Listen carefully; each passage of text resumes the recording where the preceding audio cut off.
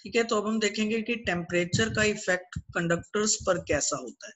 So what is the major difference here between conductors and insulator. जैसे अभी हमने last point में देखा इंसुलेटर पर क्या इफेक्ट था, तो कंडक्टर्स और इंसुलेटर में क्या डिफरेंस है। डिफरेंस है इनकी बॉन्डिंग्स में, एटम्स की बॉन्डिंग्स। जो कंडक्टर्स हैं उनके कैटेगरी में आते हैं metals, and the metal shows metallic bondings. Chemistry में भी आप पढ़ते हैं मेटल्स के अंदर मेटेलिक बॉन्डिंग होता है। अब ये मेटेलिक बॉन्डिंग कैसा होता है। इस मेटेलिक बॉन्डिंग के अंदर दो केसेस हैं, दो चीजें होती हैं प्रेजेंट। एक होते हैं कर्नल्स, कर्नल्स, कर्नल मतलब आयंस, और दूसरा होता है फ्री इलेक्ट्रॉन्स। इन्हें मोबाइल इलेक्ट्रॉन्स भी हम कह देते हैं क्योंकि ये फ्री है, मूव कर सकते हैं। Kernel and mobile electrons.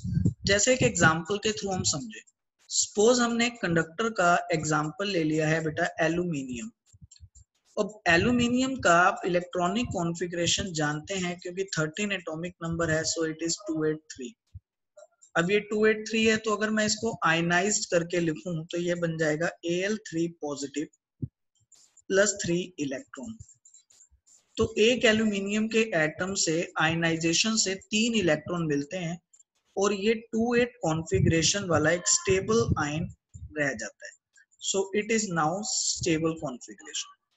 अब बात ऐसी है कि बेटा कि यहाँ पर कुछ ऐसा स्ट्रक्चर कंडक्टर के अंदर प्रेजेंट होगा। ये हम कंडक्टर बना रहे हैं, तो सपोज ये सिलेंड्रिकल शेप में हमारा एक कंडक्टर है, एक मेटेलिक वायर है, ये हमने सिलेंड्रिकल शेप में दिखा दिया।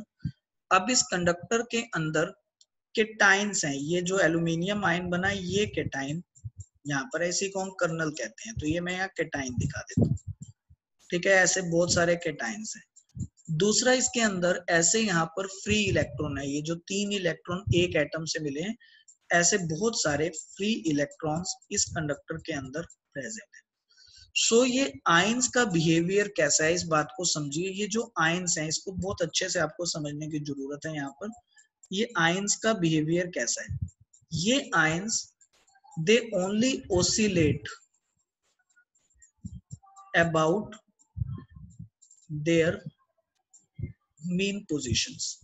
ये जो आयंस हैं ये अपनी पोजीशंस पर ऑसिलेट होती रहती हैं। जैसे ये आयन है तो ये ऐसे अप डाउन यहाँ पर ऑसिलेट हो सकती हैं, ये इस तरह से लेफ्ट राइट ऑसिलेट, मतलब कुछ ऑसिलेट होती रहती है। तो अगर हम इनका ऑसिलेशन कुछ ऐसा दिखा देते हैं, ये ऑसिलेशन हर समय इनके अंदर होता रहता है। ये ऑसिलेशन क्यों करती हैं, क्यों, और ये मूव क्यों नहीं करती हैं। सो दोनों का आंसर है कि ये जो ऑसिलेशन मोशन करती हैं वो थर्मल एनर्जी के कारण करती हैं। आपने जो इन्हें हीट एनर्जी दी है, थर्मल एनर्जी हम उसको बोल रहे हैं, उस थर्मल एनर्जी, हीट एनर्जी से ये ऑसिलेट हो रही है। और ये मूव क्यों नहीं होती हैं, ये चलती क्यों नहीं है, ये सिर्फ ऑसिलेट क्यों करती हैं, क्योंकि ये हैवी है। As this ions are heavy, उनका मास काफी ज्यादा है इलेक्ट्रॉन के मास के कंपेयर में। तो जब हम इस कंडक्टर के अंदर कोई भी बैटरी कनेक्ट कर देते हैं, पॉजिटिव नेगेटिव, तो इस कंडक्टर के अंदर एक इलेक्ट्रिक फील्ड जनरेट हो जाता है। पॉजिटिव एंड से नेगेटिव एंड के साइड एक इलेक्ट्रिक फील्ड प्रोड्यूस हो जाता है। सो हम उस इलेक्ट्रिक फील्ड को यहाँ पे अगर इस तरह से दिखा देते हैं, ये इलेक्ट्रिक फील्ड है।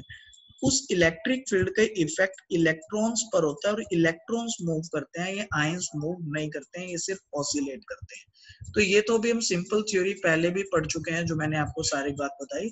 लेकिन अब हमें यहाँ पे समझना है इफेक्ट ऑफ टेम्परेचर। टेम्परेचर से क्या हुआ।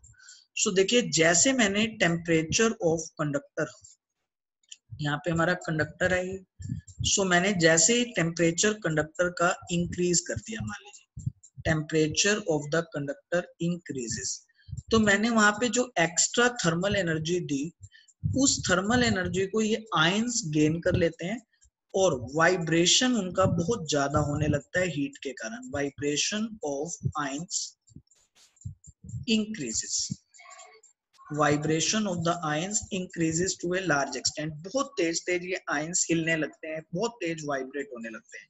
सो इनके वाइब्रेशन का ज्यादा होने से क्या इफेक्ट होते हैं, इनके वाइब्रेशन के ज्यादा होने से chances of collision between electrons and ions increases। तो इनका इलेक्ट्रॉन्स के साथ कोलाइड करने के चांसेस अब पहले से ज्यादा हो जाते हैं। ठीक है, देखिए जैसे हम समझे कि ये हमारा एक आयन है, यहाँ पर ये पॉजिटिव है, ये पॉजिटिव आयन पहले यहाँ था, अब इलेक्ट्रॉन पहले इससे कोलाइड करके पहले वाले आयन से दूसरे की तरफ जा रहा था। ठीक है, अब मान लीजिए इलेक्ट्रॉन कुछ इस पाथ से जा रहा था जिसको मैं डॉटेड लाइन से शो कर रहा हूँ, ऐसे जा रहा था इलेक्ट्रॉन। अब अगर ये मेरा ग्रीन वाला सेकंड आयन यहाँ पर ये हिलने लग जाएगा, देखिए ऐसे ऑसिलेट करने लगेगा, तो इलेक्ट्रॉन के साथ जहां इसकी कोलिजन नहीं होनी थी वहां पर भी इसकी कोलिजन हो जाएगी।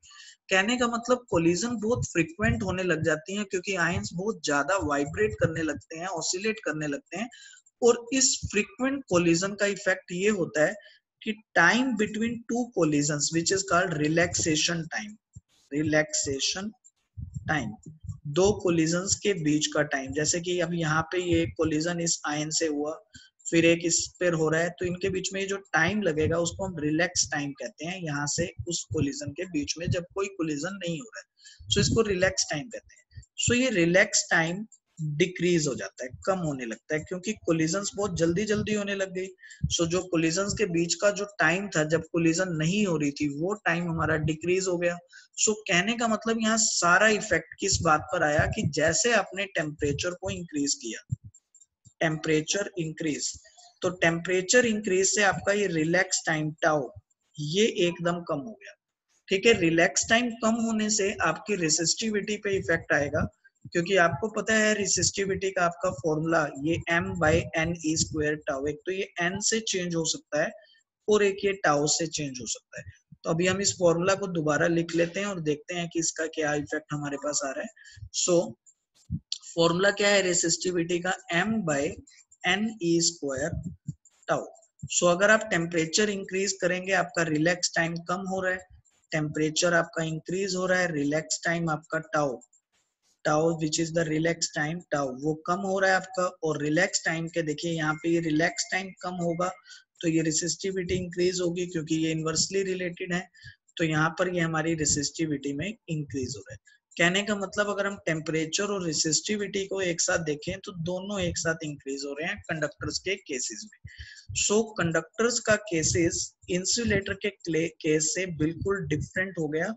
इंसुलेटर और सेमीकंडक्टर में जहां सारा इफेक्ट इस नंबर डेंसिटी पे आता था, बॉन्ड ब्रेक होने से ज्यादा नंबर ऑफ इलेक्ट्रॉन्स आते थे और ज्यादा नंबर ऑफ इलेक्ट्रॉन्स आने से रेसिस्टिविटी डिक्रीज होती थी, वही हमारा इस इंसुलेटर कंडक्टर के केस में टेम्परेचर इंक्रीज करने का इफेक्ट आपका रिलैक्स टाइम पर गया, रिलैक्स टाइम आपका कम हो गया जैसे अभी हमने समझा, और रिलैक्स टाइम के कम होने के कारण हमारी रेसिस्टिविटी कहीं ना कहीं इंक्रीज होने लग गई।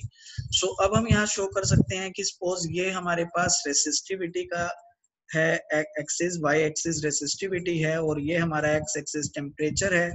तो अगर अब हम यहाँ पर ग्राफिकली शो करेंगे तो इफेक्ट कैसा आ रहा है, टेम्परेचर के इंक्रीज से रेसिस्टिविटी इंक्रीज है, बिल्कुल सेम जैसे मैंने आपको पिछले पॉइंट में बताया। यहाँ पे ये नॉन लीनियर इंक्रीज होता है, लीनियर नहीं है, नॉन लीनियर इंक्रीज।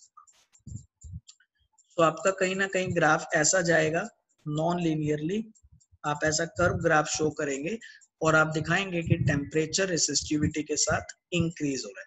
ठीक है, तो एक बार आपको इस तरह से एक बार पेपर में क्वेश्चन दिया गया, ड्रॉ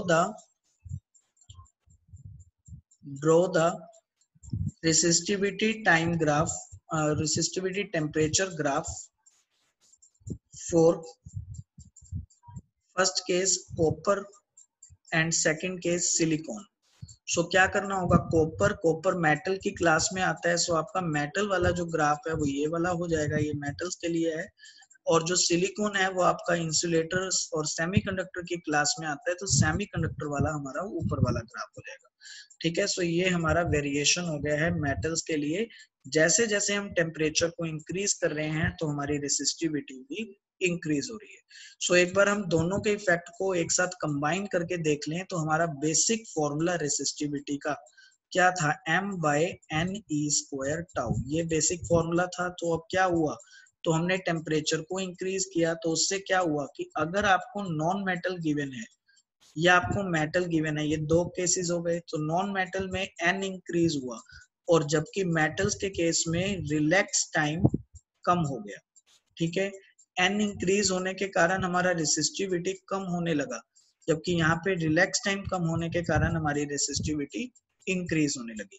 और दोनों ही केसेस में ये जो इंक्रीज और डिक्रीज हम देख रहे हैं, ये नॉन लीनियर इंक्रीज और डिक्रीज है, जो कि एक्सपेरिमेंटली हमें ऑब्जर्व हुआ है, नॉन लीनियर चेंज।